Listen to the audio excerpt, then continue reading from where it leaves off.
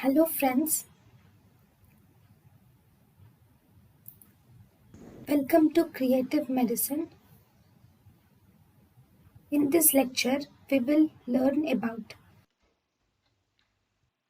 Anovulation in polycystic ovarian disease. Due to anovulation, there is infertility is the most treatable cause. Due to anovulation, there is no corpus luteum or there is decreased progesterone. This decreased progesterone is seen.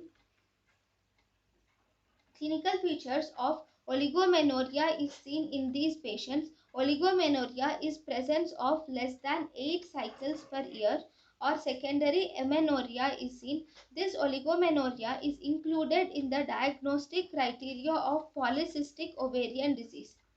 Metrorrhagia is also seen in these patients. The unruptured follicles around the periphery of the ovary are seen as necklace pattern on ultrasonography. So this metrorrhagia and necklace pattern are not included in the diagnosis of polycystic ovarian disease.